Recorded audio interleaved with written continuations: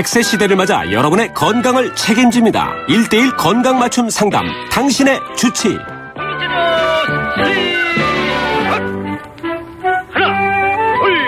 당신의 전성기 오늘 4부 당신의 주치 이 문을 엽니다.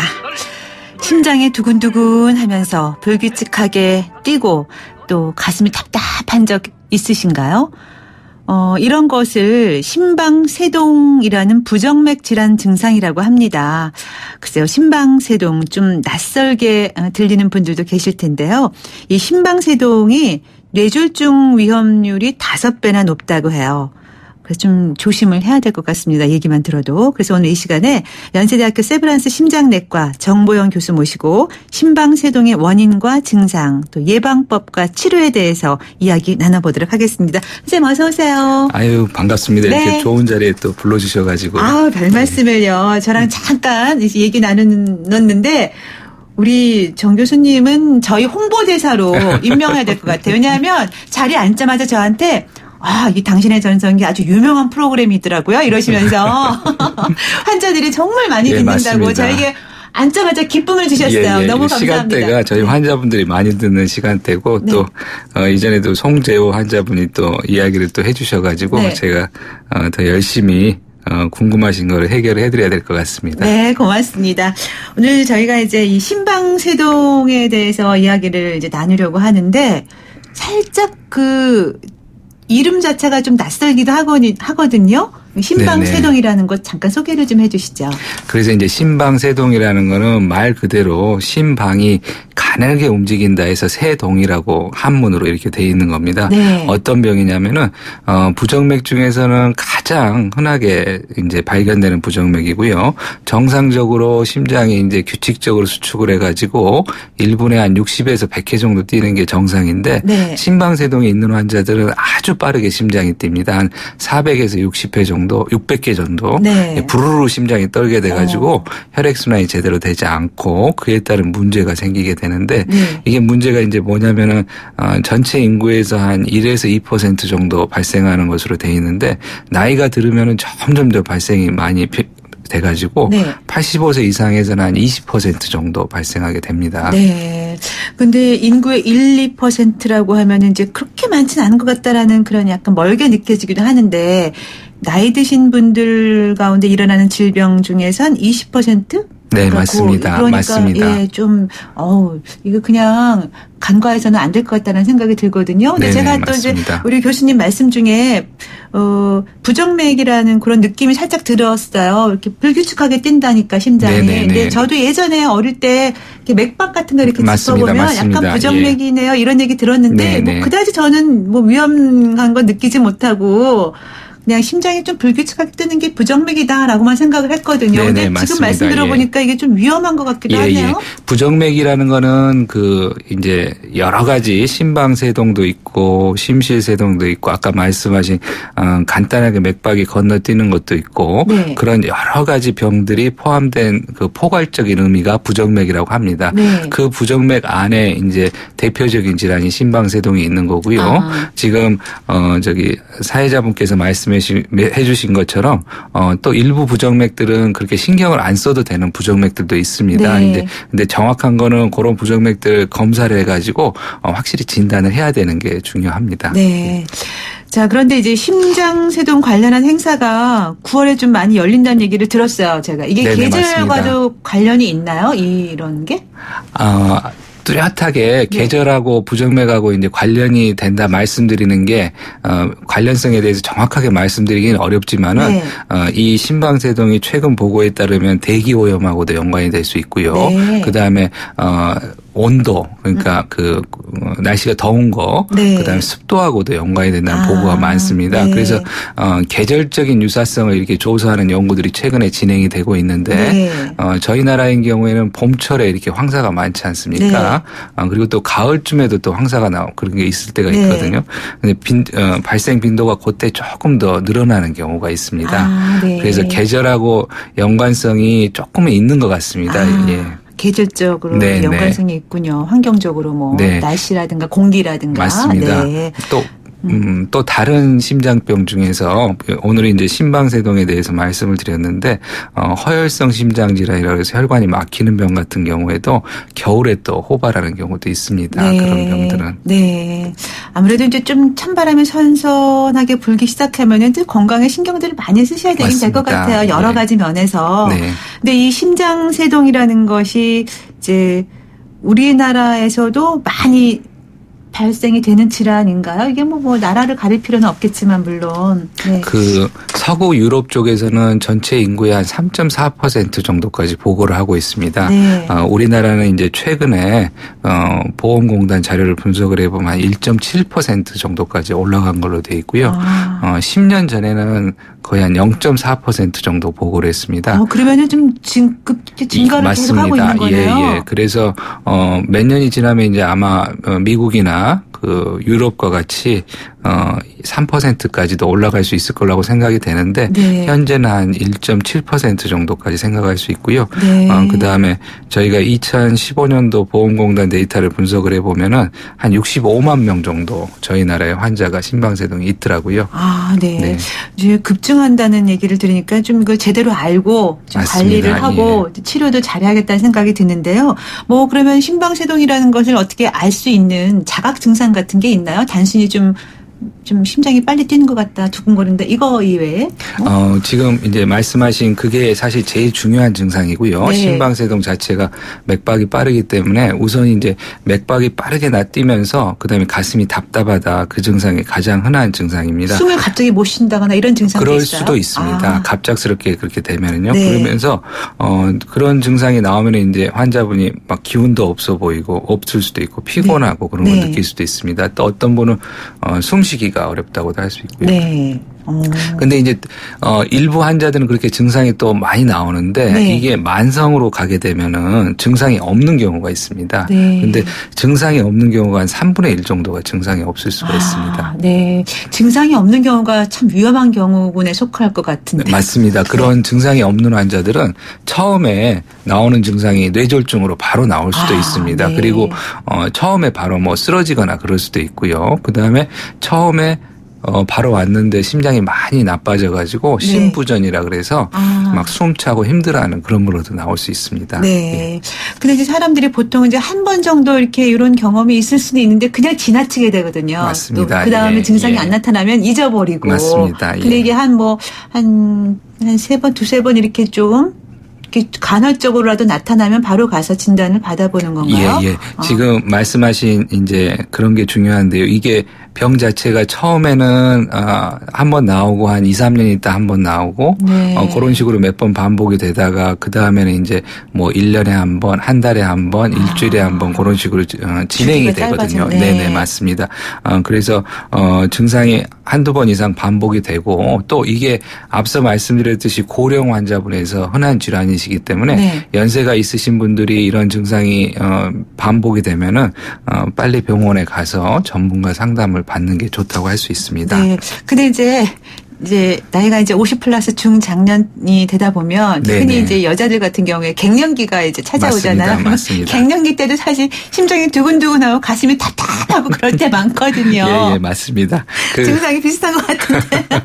그래서 이제 그 부정맥이 이제 저희가 이제 그 뭐 우스갯소리는 아니고 이제 환자분들한테 설명할 때 이 두근거리는 증상으로 오는 부정맥 증상 두근거리는 증상으로 오는 환자분들 중에서 네. 40%는 실제 부정맥이 아니고 앞서 말씀하신 뭐 갱년기일 수도 있고요. 아, 진짜 그래요? 네, 맞습니다. 또 스트레스 때문에 그럴 수도 있고요. 네. 그래서 한 40% 정도는 또 부정맥이 아닐 수도 있습니다. 아, 네. 예. 그러면 좀 이제 검진을 받거나 네. 안심은 네, 되겠네요. 네, 맞습니다. 예. 근데 이 심장세동의 원인이 그럼 주로 어떤 건가요? 아까 뭐 계절적인 연관성도 물론 있다 말씀하셨지만 예. 타고나는 것도 있고. 네네네. 네. 그래서 이제 가장 중요한 원인은 예전에는 이제 류마티스 판막 질환이라 그래가지고 판막이 망가지면서 이제 심장이 나빠지는 그런 원인이 중요했었지만은 네. 이제 저희 나라도 이제 선진국이 되면서 그런 거는 거의 없고요. 네. 요즘 이제 중요한 원인은 다른 나라하고 똑같이 노화가 가장 중요하고 그다음에 고혈압이 가장 중요합니다. 네. 그래서 이제 실제로 이제 심방세동 환자 평균 연령이 한 71.5세 정도 되는 걸로 돼 있고요. 네. 대부분 그러니까 63% 정도 이상이 70세 이상에서 이제 진단돼 가지고 나오는 걸로 돼 있습니다. 그 다음에 이제 강하지는 않지만은 여러 가지 원인이 있는데 저희가 생각하는 일반적인 나쁜 것들 그러니까 뭐 만성 폐질환, 갑상선 항진증, 음주, 흡연, 비만 뭐 여러 가지 것들이 이 고혈압하고 심방세동하고 발생하고 어느 정도 연관성이 있는 걸로 돼 있습니다. 아, 그렇군요. 네. 그러니까 젊었을 때 건강하다고 그냥 좀 무리하게 맞습니다, 또 맞습니다. 음주, 흡연 예. 또 많이 드시고 네네. 건강 관리 안 하면 이렇게 복부비만 생기고 네. 그런 것도 다 나쁠 수 있습니다. 결국은 나중에. 나이 들어서 이제 맞습니다. 노령화되는 정확하게 시대에 맞습니다. 이렇게 다가오는 거네요. 네네네. 네.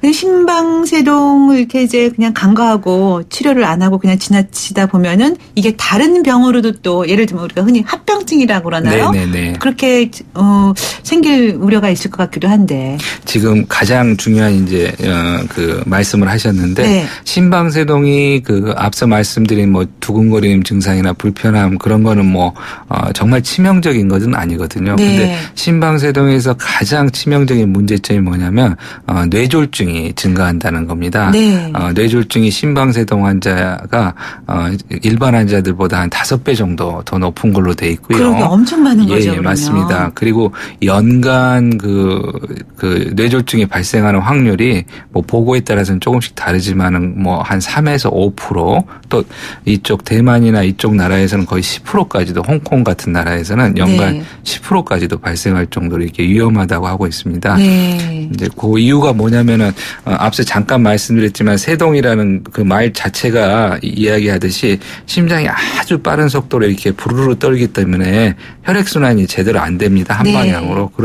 그래서 피가 제대로 못 가기 때문에 혈전이 고이는 거죠. 피가 고이면서 혈전이 생기고 그게 이제 머리로 날아가서 머리에 있는 뇌혈관을 막으면서 중풍 뇌졸중이 발생하는 겁니다. 네.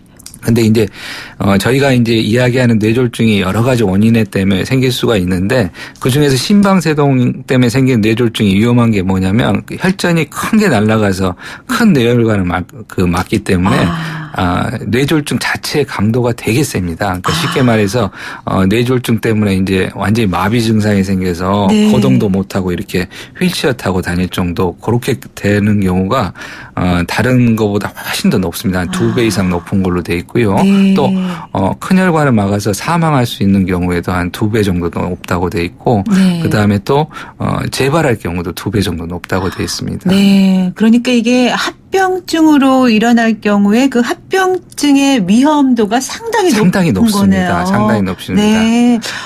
그러면은 이게 정말 치료를 통해서 관리를 꾸준히 잘해야 될 것 같아요. 맞습니다. 그리고 이제 계속 이 심방세동의 관리에서 가장 중요하다고 이야기하는 게 이제 뇌졸중인데 네. 이게 또 이제 그나마 다행인 게 요거가 관리가 가능하거든요. 네. 그러니까 적절하게 이거를 이제 말씀드릴 테지만 항응고제라는 그런 약제를 쓰면은 네. 이 뇌졸중 위험도를 확 낮출 수가 있습니다. 네. 근데 다른 뇌졸중 같은 경우에는 그렇게 효과적으로 관리하는 게 별로 없거든요. 근데 네. 이 뇌졸중은 치료 항응고요법만 잘하면은 네. 상당 3분의 2 이상을 막아줄 수가 있기 때문에 네. 그래서 이제 강조를 그렇게 많이 하는 겁니다. 네. 이거를 꼭 그 심방세동을 빨리 찾아서 이 미래 예방적 치료를 해야 된다 그런 이야기를 합니다. 네. 그러면 이게 이제 발견됐을 때 이런 치료는 어느 정도를 계속하면은 뭐 좀 완치라 그러나요? 뭐. 네네네. 네, 그렇게 되는 거죠. 중요한 질문 하셨습니다. 네. 이제 저희 환자분들이 이제 항상 물어보는 질문인데, 그래서 이제 앞서 말씀드렸듯이 이제 뇌졸중, 심방세동 환자에서 뇌졸중 위험도를 이제 막아주는 게 가장 중요한데, 그 막아주는 방법이 이제 그 항응고제라는 네. 그런 약제를 드시는 겁니다. 네. 그 약제가 이제 먹게 되면은 이제 피가 이렇게 끈적끈적해지는 그 응고되는 그거를 기능을 좀 떨어뜨리는 겁니다. 네. 그렇게 하면은 한 3분의 2 정도 뇌졸중을 막아줄 수가 있고, 네. 근데 최근에 나온 경구 경구 항응고제가 있습니다. 네. 새로 나온 것들. 그런 것들은 이제 되게 먹기가 간편합니다. 알약으로 돼서. 예, 알약으로 먹고 또 피 검사도 필요 없고 네. 그걸 먹으면 이제 적절하게 약물 효과도 유지되고 비교적 그 전보다 훨씬 더 안전하고요. 네. 그렇기 때문에 이런 또 장기적인 관리를 면해서 그런 약제가 나오면서 이제 되게 편해진 거죠. 네. 그다음에 이제 이 약제를 이제 언제까지 먹느냐 네. 그 질문을 하셨는데 네. 일단은 그냥 우리가 뭐 예방하는 약제 먹는 것처럼 평생 먹는 게 가장 좋은 걸로 돼 있습니다. 혈압약도 계속 먹듯이. 맞습니다. 네. 그 환자분들은 이제 평생 먹어야 된다 그러면은 되게 부담을 갖는데 그렇죠. 네. 중간중간 예를 들어서 뭐 치과 치료를 하거나 뭐 내시경을 하거나 그럴 때는 일시적으로 조금씩 끊어서 하시면 되고요. 그렇지만은 기본적인 개념은 평생 먹는 게 드시지 않는 환자들보다 네. 훨씬 더 결과가 좋다는 게 이미 잘 밝혀져 있습니다. 네. 네. 그러면 이제 이걸 장기적으로 이제 먹는다고 말씀을 하셨는데 네네. 보통 항응고제 같은 경우에는 너무 오래 계속 먹다 보면 피가 이제 너무 또 혹시라도 맞습니다. 너무 묽어진다 그러나요? 정확하게 지금 걱정을 하신 겁니다. 그런 예. 위험도가 또 있을 것 같다는 생각이 어렴풋이 들어요. 맞습니다. 네. 그래서 이제 기존에 와파린이라는 오래된 항응고제가 있었는데 네. 그거는 정말 중간중간에 그 약효가 이렇게 바뀌는 되게 불편한 점이 있었고요. 네. 그다음에 그 약효가 너무 세질 때에는 정말 막 출혈이 되는 위험도도 많이 올라가고 했는데 네. 요즘 이제 새로 나온 신규 경구형 항응고제는 그에 비해서 이제 안정적인 효과를 이제 유지를 하고 그다음에 너무 효과가 좋아가지고 보험으로도 우리나라도 다 처방이 가능합니다. 그 약제가. 네. 그래서 이제 예전보다 이제 훨씬 더 편합니다. 네. 그리고 안정성도 기존 약제보다는 훨씬 더 좋아졌고요. 네. 하지만은 그래도 이 약제도 출혈 위험도가 올라가는 거는 사실입니다. 네. 그래서 일부 이제 위험인자가 있는 환자분들 조심해서 그런 네. 거를 쓰셔야 되고요. 네. 뭐 예를 들어서 위장관 출혈이 있었다 그러면은 그거에 맞는 약제들이 또 있고 뭐 무슨 다른 합병증이 있었다면 간 기능이 나쁘다, 콩팥 기능이 나쁘다 그런 거에 따라서 약제가 조금씩 달라집니다. 그거는 네. 이제 전문 의료진하고 이제 상담해서 치료제를 결정하실 수 있을 것 같습니다. 네. 왜냐하면 제가 예전에 얼핏 이 항응고제를 계속 드시는 분들은 뭐 살짝 상처가 나도 위험하다고. 맞습니다. 네, 정확하게 그래서. 말씀하셨습니다. 네. 상처가 나서 이제 위험한다는 건 아니고요. 상처가 나면 지혈이 안 되는 겁니다. 네, 그러게요. 네. 예, 그래서 그렇게 되면 그거를 이제 환자분이 충분히 알고 있으셔야 되고요. 네. 상처가 나거나 심하게 멍이 들었을 때는 뭐 한 번 정도 약을 건너뛰어야 됩니다. 네. 그리고 본인이 그 항응고제를 먹고 있다는 거를 꼭 다른 의료진한테도 알려줘야 네. 되고요. 예를 들어서 그 약제를 먹고 있는데 모르고 무슨 수술을 갑작스럽게 하게 되면 네네. 상당히 위험한 거가 생길 수 있습니다. 그러니까 네. 환자분이 본인이 먹는 약이나 그런 거를 정확히 알고 이해하는 것도 되게 중요합니다. 네. 그래서 대부분의 병원에서 이런 약제를 시작할 때는 환자분들한테 충분히 교육을 시키려고 하고 있고요. 네. 또 그게 부족하면 다시 교육도 시키고 막 그렇습니다. 네. 예. 그리고 이제 환자가 알고 있는 것도 중요한데 이제 의사 선생님께서 꼭 물어봐 주시는 게 필요해요. 환자들은 좀 네네네. 잊어버리거든요. 네, 알겠습니다. 그러니까 의사 선생님께서 환자한테 꼭 무슨 약 드시는 거 없습니까? 무슨 약 드십니까? 이렇게 맞습니다. 좀 물어봐 주시면 좋을 것 그거 같아요. 정말 중요합니다. 네. 예. 지금 문자 많이 오고 있는데요. 5714님. 저는 갑상선 항진증으로 오랜 시간 약을 먹고 있는데 심방세동으로 이어질 가능성이 있다는 이야기를 들었습니다. 사실인가요? 그런 질문. 네네, 맞습니다. 그 갑상선 항진증도 심방세동이 발생할 수 있는 대표적인 질환 중에 하나입니다. 네. 근데 이제 다행인 거는 갑상선 항진증 경우에는 이제 초기인 경우에 그 갑상선 항진증 치료를 잘 하면은 심방세동이 이제 생기지는 않습니다. 하지만은 상당히 고령인 분이 갑상선 항진증이 생길 때는 이게 아무래도 심방세동이라는 게 이제 나이가 드시면서 심방 자체에 이렇게 흉터가 생기면서 노화 때문에 생기는 거기 때문에 네. 갑상선 항진증 그걸 또 조장을 하면서 심방세동이 더 많이 나오고 그런 경우가 있습니다. 네. 그래서 관리를 좀 더 잘 하셔야 될 것 같습니다. 네. 이런 분들은. 네. 6811번님. 뇌경색을 앓은 적이 있고 심장에 스텐트 시술을 받았습니다. 심방세동과 관련계가 있나요? 하셨나요? 이제 뇌경색을 앓으시고 스텐트까지 이제 시술하신 분이 심방세동 이제 그 정도 되시면 연세가 꽤 되신 환자분이시거든요. 네, 네. 이 두 가지 상황이 심방세동을 더 조장하거나 그런 건 아니지만 그런 위험인자를 갖고 있는 분이 심방세동까지 생기게 되면은 네. 정말 특수하게 신경을 많이 써서 관리를 하셔야 됩니다. 네, 네. 추가로 심방세동이 아까 뇌졸중이 생긴다고 말씀을 드렸는데 기존에 뇌졸중이 있었던 환자분들은 심방세동이 있을 때 뇌졸중이 위험도가 훨씬 더 올라가거든요. 그러니까 네. 훨씬 더 신경 써서 관리를 하셔야 됩니다. 그런 분들은 만약에 심방세동이 생기게 되면. 네. 그리고 593 하나님. 심방세동도 비만과 연관성이 있나요? 네, 사실 이제 별로 그렇게 연관성이 없을 것 같다고 생각을 하시겠지만은 네.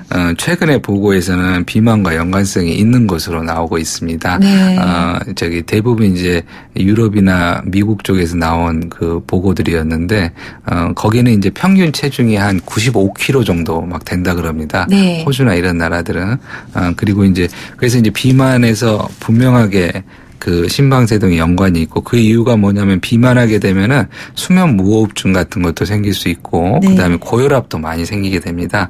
그런 것들이 복합적으로 연관이 돼서 비만 환자에서 심방세동이 더 많이 생기는 것 같습니다. 그리고 실제로 비만을 조절을 하면은 심방세동이 조금 더 준다는 보고도 요즘은 많이 나오고 있습니다. 네. 예. 사실 막 그 비만해서 좋을 거는 별로 없는 것 같아요. 네, 맞습니다. 건강에. 맞습니다. 우리 이제 예. 의사 선생님들 오실 네. 때마다 얘기 들어보면 네. 비만은 맞습니다. 이제 좀 이렇게 예. 좀 건강에 예. 네, 좋지는 또 않은 것 같아요. 저희 그 중년 그 남자분들 비만은 대부분 뭐 회식 같은 거 많이 하고 저녁에 네. 술도 많이 드시고 뭐 삼겹살, 소주 뭐 그게 다 복합돼 있기 때문에 네. 더 그런 것 같습니다. 예. 네. 이제 말씀 듣다 보니까 이 심방세동의 경우에는 계속적으로 이제 선생님께서 말씀하시기를 이렇게 이제 노화, 네네. 그렇죠? 그리고 특히 이제 그래서 고령 환자가 대부분이 네네. 많다라고 하셨는데 그래서 치료가 또 오히려 좀 더 어려울 수 있지 않을까 하는 생각이 들어요. 고령 환자다 보니까. 네네. 정확하게 이제 진짜 질문하셨는데 대부분의 심방세동 환자가 고령 환자인데 고령 환자가 당연히 상식적으로 생각했을 때 젊은 환자들보다는 훨씬 더 어렵습니다. 네네. 치료 자체가. 네네. 그리고 앞서 말씀드린 그 항응고 치료제 같은 것도 출혈이 더 많이 생길 수도 있다고 했는데 네. 그 출혈 위험도가 그 고령 환자에서는 더 많이 생길 수가 있기 때문에 네. 특별히 더 신경을 써야 됩니다. 그래서 네. 저희가 뭐 80세 이상, 뭐 75세 이상의 경우에는 용량을 또 감량을 해서 쓰는 경우가 있습니다. 네. 그리고 또 일부 고령 환자에서는 약을 드시기가 어려우면 또 이걸 갈아서 쓰는 그렇죠. 경우도 있고요. 근데